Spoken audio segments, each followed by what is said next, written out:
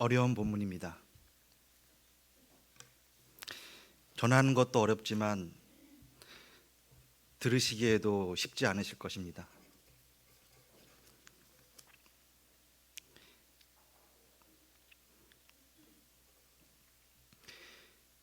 개인의 종말이 있습니다. 죽음입니다. 한번 죽는 것은 사람에게 정해진 것입니다. 우리는 이 죽음을 피해갈 수 없습니다. 그러나 역사의 종말도 있습니다. 우리는 이것을 재림이라고 합니다. 예수께서 다시 오시는 그날입니다. 그러면 우리는 여기서 한 가지 의문점이 발생하게 됩니다. 개인의 종말과 역사의 종말, 그 사이는 대체 무엇이란 말입니까? 기독교 신학에서는 이를 가리켜 중간 상태라고 합니다.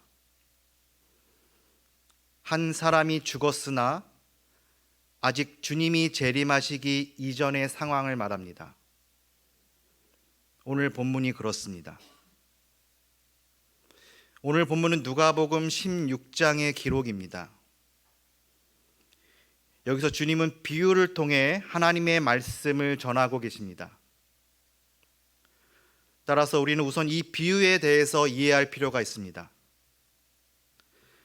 주님은 제자들을 가르치실 때 언제나 비유 혹은 유비를 사용하셨습니다. 왜냐하면 하나님 나라의 일을 이 땅의 언어로 표현해야 되기 때문입니다. 인간의 언어가 가진 그 한계성 때문입니다. 그러나 우리가 기억해야 할 중요한 사실이 있다면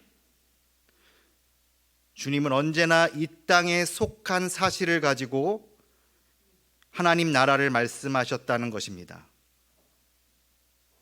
다시 말해 주님이 사용하신 비유는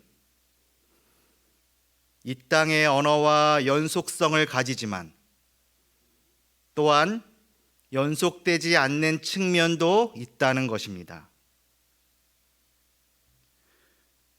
오늘 주님이 말씀하신 이 비유는 분명한 역사적인 사실로부터 출발하여 그 확장된 내용을 우리에게 말해줍니다. 그 주님이 우리에게 주시는 말씀이 이것입니다.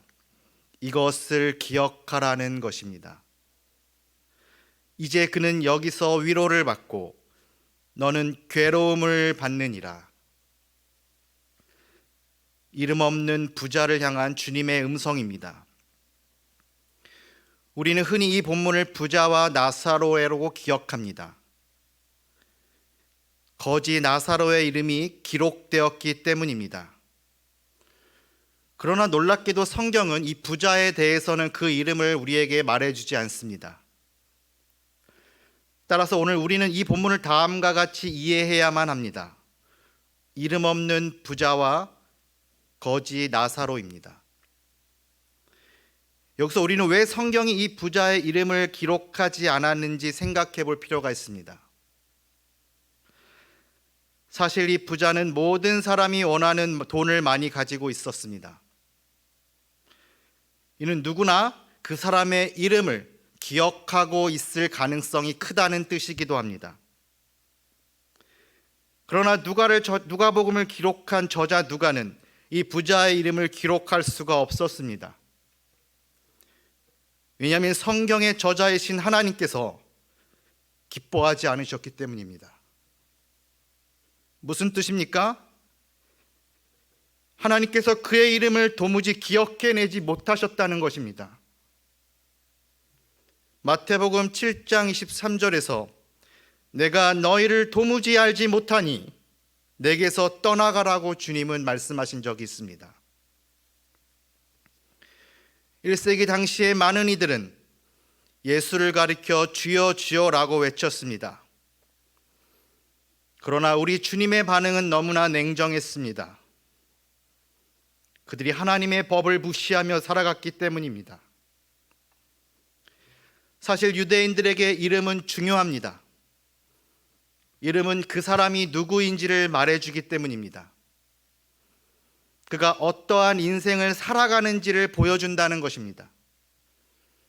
그의 과거와 현재, 그리고 그의 미래에 대해서도 말합니다. 따라서 여호와께서 아브람을 부르셨을 때 주님은 그의 이름까지도 바꾸셔야만 했던 것입니다. 이제 아브라함이 가나안 땅의 삶의 방식을 새롭게 익혀야 했기 때문입니다. 다시 말해 새로운 인생이 그를 기다리고 있었다는 것입니다. 이제 후로는 내 이름을 아브람이라 하지 아니하고, 창세기 17장 5절입니다. 그가 아브라함으로 변한 것입니다. 그의 인생이 전환점을 맞이한 것입니다. 이제 아브라함은 약속의 땅에서 살아가야만 합니다. 축복의 통로가 되기 위해서 말입니다. 오늘 이 부자의 삶은 어떻습니까? 그는 여전히 아브람의 인생을 살아가는 중이었습니다. 아브라함을 자신의 아버지라고 부르면서도 말입니다. 오늘 본문 24절에 보면 아버지 아브라함이여 나를 긍휼히 여기사, 분명 그때 주님은 이 부자에게 이렇게 말씀하셨을 것입니다. 긍휼히 여기는 자는 긍휼히 여김을 받을 것이며. 마태복음 5장 7절입니다. 오늘 우리가 확인하는 내용은 무엇입니까? 이 부자가 긍휼히 여김을 받지 못했다는 것입니다. 전승을 따르면 이 부자의 이름은 다이부스였습니다. 그러나 대부분의 성도는 이 이름을 기억하지 못합니다. 거의 들어본 적이 없기 때문입니다. 그리고 이 부자의 이름을 아는 것이 오늘 우리에게도 중요한 것은 아닙니다. 그렇다면 누가복음 16장에 기록된 오늘 본문을 통해 주님이 하고자 하시는 말씀은 대체 무엇일까요? 무엇을 기억하라는 것입니까? 이 땅의 삶과 그 이후의 삶이 서로 연결되어 있다는 것입니다. 역설의 방식으로 말입니다. 모든 사람은 태어나면서 두 가지를 선물로 받는다고 합니다. 하나는 이름이고 다른 하나는 생일입니다. 그런데 흥미로운 사실은 누구도 이 두 가지를 스스로 정하면서 태어나지 않는다는 것입니다. 다른 누군가에 의해 그렇게 불려진다는 것입니다. 따라서 독일의 철학자 하이데거는 인간을 세상에 던져진 존재라고 표현했던 것 같습니다. 그러나 여기서 그가 말한 이 표현은 모든 인간이 우발적인 존재라는 뜻이었습니다. 이는 성경에서 벗어난 사고입니다. 성경은 우리에게 분명히 말합니다. 우리의 출생이 하나님 아버지의 뜻이라는 것입니다. 주님은 예레미야를 부르시며 이렇게 말씀하셨습니다. 내가 너를 모태에 짓기 전에 내가 너를 알았다는 것입니다. 예레미야 1장 5절입니다. 이것은 오늘 우리를 향한 말씀이기도 합니다. 하나님은 그리스도 안에서 우리를 선택하셨습니다. 누구나 축복된 삶을 고대합니다. 만일 누군가 생일을 맞이했다면 세상은 그에게 이렇게 말할 것입니다. Happy birthday to you. 그러나 여기서 행복이라는 단어는 우연히 발생한다는 단어에서 나왔습니다. 따라서 이것은 결코 복음적 표현이 될 수 없습니다. 기독교는 이에 반해 축복이라는 단어를 사용합니다. 하나님께서 당신을 사랑하신다는 것입니다. God bless you. 그 축복이 하나님의 피 흘림으로부터 비롯되었기 때문입니다. 하나님이 당신을 그리스도의 보혈로 덮으셨다는 것입니다. 그러면 오늘 본문의 이 두 사람은 모두 이 축복을 받은 자들입니다. 하나는 부자였고 다른 하나는 그렇지 못했을 뿐입니다. 부자는 자신의 행복을 위해서, 거지는 자신의 생존을 위해서 살아가야만 했을 것입니다. 그러나 그들은 모두 공통된 운명을 맞이할 수밖에 없었습니다. 바로 죽음입니다. 이 땅에서 그들의 삶이 어떠했든지 간에 말입니다. 그렇다면 그 이후의 모습은 어떻습니까? 그 후에는 심판이 있으리니. 히브리서 9장 27절입니다. 오늘 우리 또한 직면해야 할 현실입니다. 이 사실을 노년의 솔로몬도 이미 알고 있었습니다. 하나님이 이 모든 일로 말미암아 심판하실 줄을 알라는 것입니다. 우리가 흔히 사용하는 부자와 나사로라는 말은 상당한 오해를 불러일으킬 수 있습니다. 마치 부자와 나사로가 서로 비교되는 것처럼 착각될 수 있다는 것입니다. 그렇지 않습니다. 그들은 각자 자기 삶에 대한 평가를 받았을 뿐입니다. 성경은 오늘 우리에게 나사로에게 집중하라고 말합니다. 왜냐하면 하나님의 관심이 이 부자가 아니었기 때문입니다. 이것이 그의 이름이 기록되지 못한 이유입니다.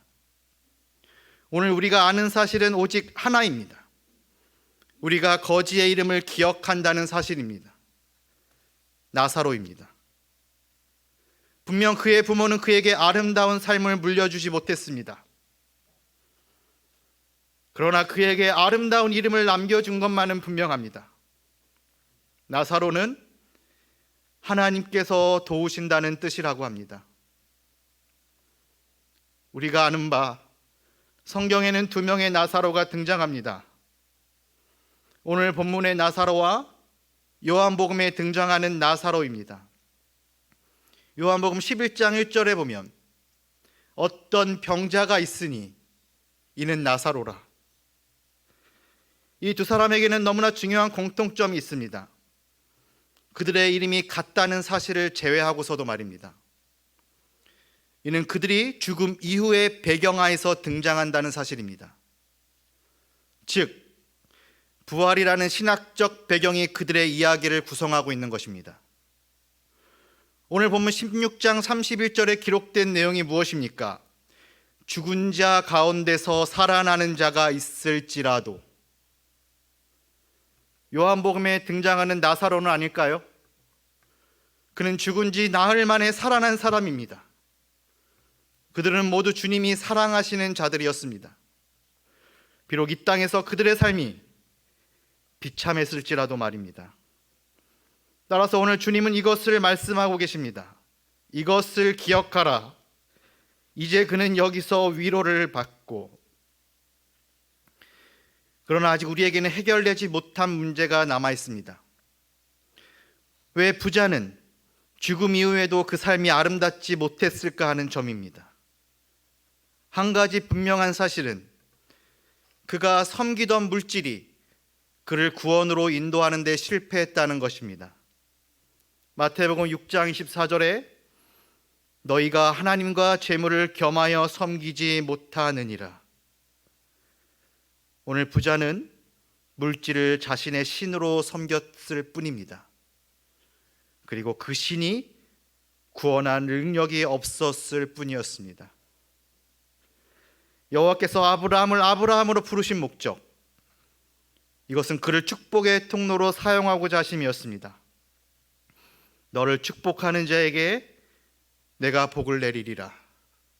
이것이 아브라함이 받은 복이며 이 복이 다윗의 자손 예수 그리스도에게로 흘러가고 있습니다. 성도의 견인이라는 교리가 있습니다. 하나님께서 부르신 자들을 끝까지 붙드신다는 것입니다. 그러나 이 교리가 왜곡되면 우리는 엄청난 실수를 범할 수가 있습니다. 마치 구원에 대한 한 번의 경험이 그 구원의 완성을 보장한다고 착각할 수 있는 것입니다. 따라서 오늘 우리에게는 반복된 회개가 필요합니다.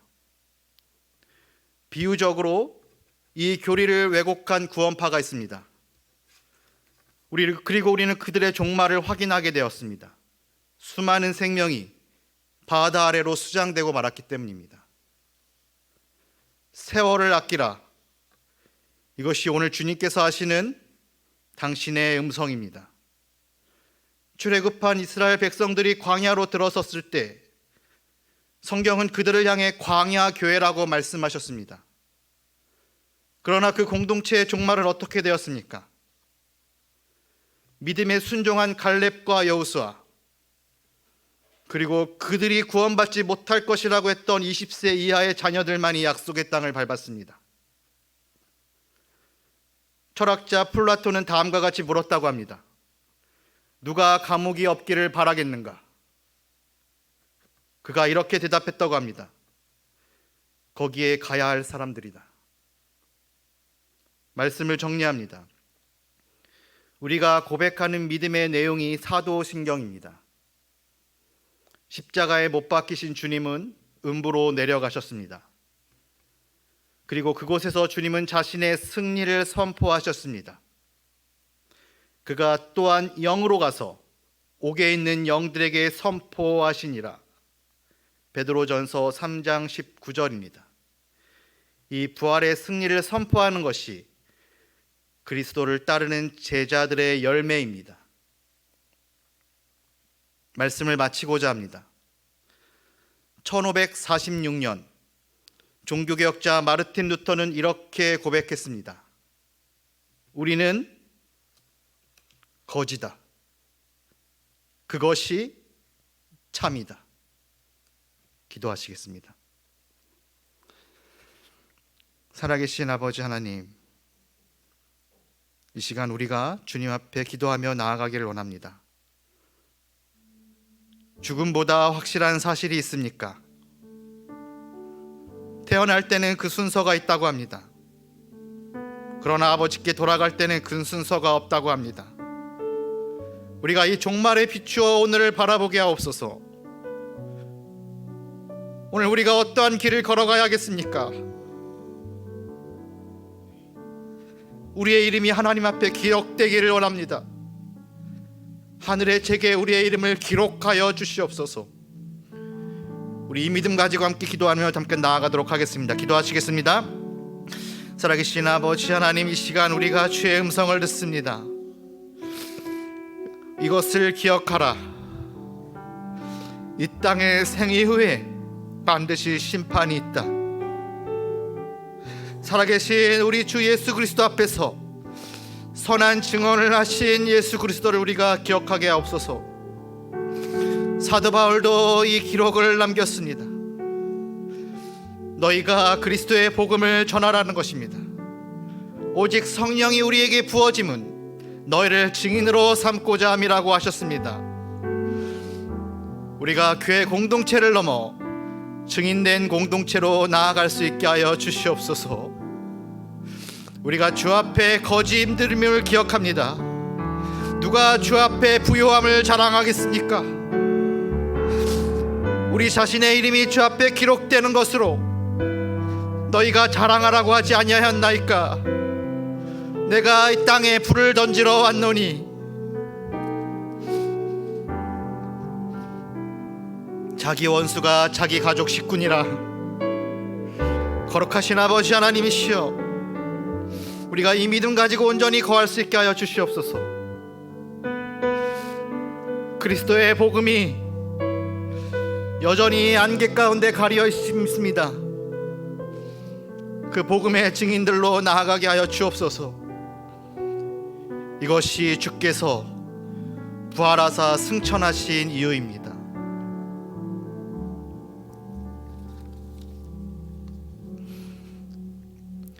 살아계신 하나님, 우리가 무엇을 생각하며 살아야 하는지 잊지 않게 하옵소서. 우리의 시선이 이 땅에만 머물지 않게 하시고 하늘의 부르심을 기억하게 하옵소서. 죽음 이후에 심판이 존재하는 것처럼 우리가 그 심판을 의식하며 오늘을 살게 하옵소서. 이 땅의 삶을 충실히 살아가는 성도들에게 하늘의 큰 은혜를 더하시고 날마다 승리를 경험케 하옵소서. 언제나 우리를 위로하시는 예수님의 이름으로 기도드립니다. 아멘.